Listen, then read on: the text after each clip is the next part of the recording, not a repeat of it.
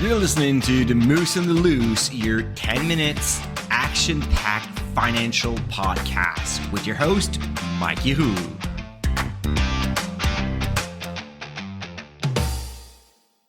Hey, what's up, Market Moose? Mike from The Moose on the Loose. Happy Wednesday.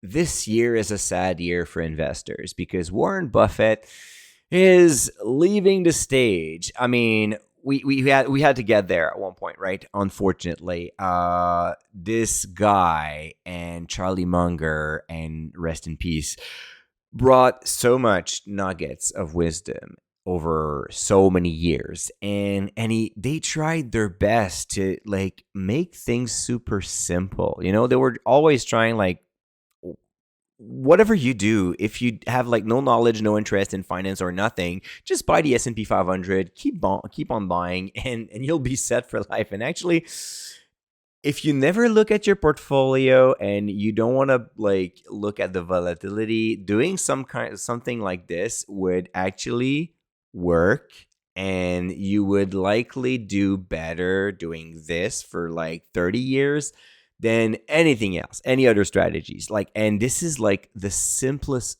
thing. You buy, you hold, you forget. Sticking to your strategy. And yes, I love to complicate my life because investing is a passion for me. So I love to dig into financial statements. And I mean, I'm recording this podcast about investing just because I love doing this. So of course, my strategy is a little bit more complicated than just buying the S&P 500 or an index and just chill. However, the point is still the same. I have a simple investment framework based on the three metrics of the dividend triangle. I have a handful of investment rules. I don't even have 10 investment rules to manage my entire portfolio in every single situation. And with those simple, straightforward rules, I can stick to my strategy. I've been doing that for the past 15 years of dividend growth investing now. And I intend to keep on doing this for the next, 40, 50 years, depending on how far I can get in life, right? And one thing that bugs me about Warren Buffett is actually not Buffett himself, but people tracking his every move. And here's the thing. In Q1 of 2024, so about a year and a half ago, Berkshire Hathaway, his company, had about $189 billion in cash. That's a lot of cash, right? And he has been known to keep a lot of cash in his business for opportunities, and sometimes investors translate that into saying, oh, he's waiting for the next crash. Well, he's been building cash for a long while.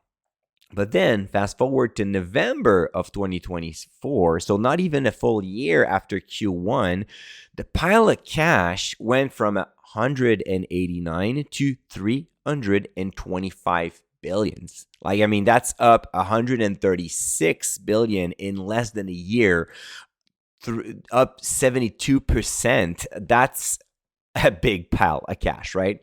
Fast forward to March of 2025, we're now up to 347. I mean, the guy is selling. He's not buying, or he's not buying enough, so he sell a lot more. It was reported that he sold a big chunk of his Apple shares as well. Still has over 20% of the Berkshire Hathaway portfolio invested in Apple, but I mean, it was above 40% at one point.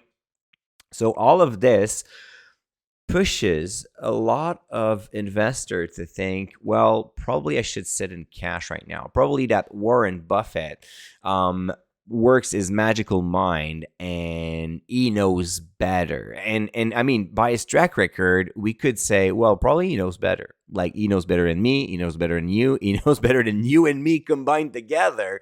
And that's totally fair. I'm not trying to say that Warren Buffett doesn't know what he's doing. Definitely better investor than I do.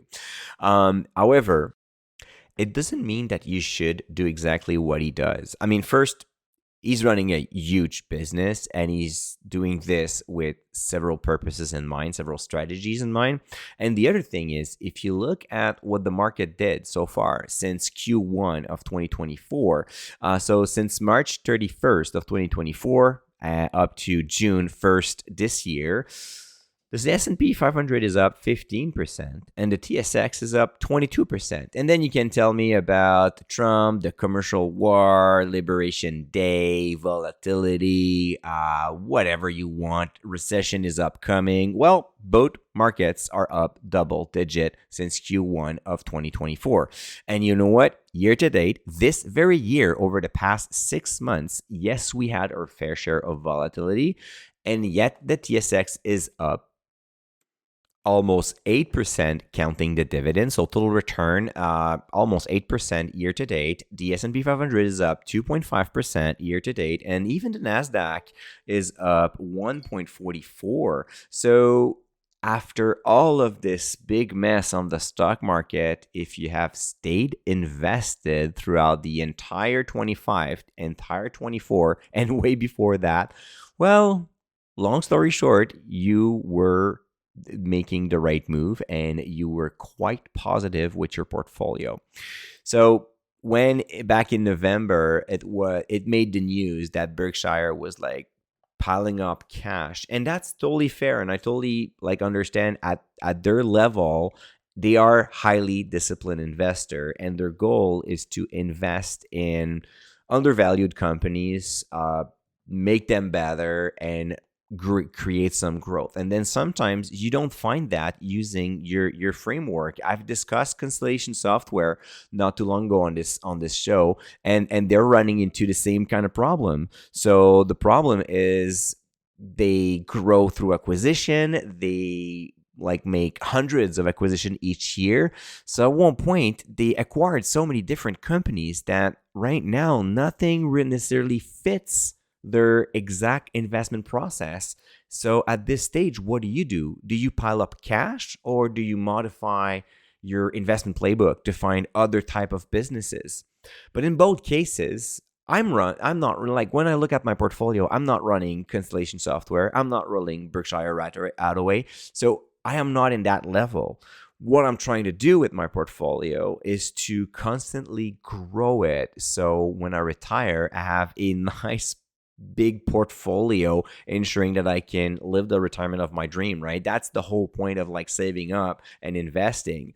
But every single time you stop investing and you go on the sideline, you can see that as your investment journey towards retirement, and then retirement itself is a journey, right? So if you go on a trip and every single time you're at the road and then you're thinking, oh, it's probably going to rain today, so because you think it's going to rain, because you're afraid it's going to rain, you pull over and then you wait.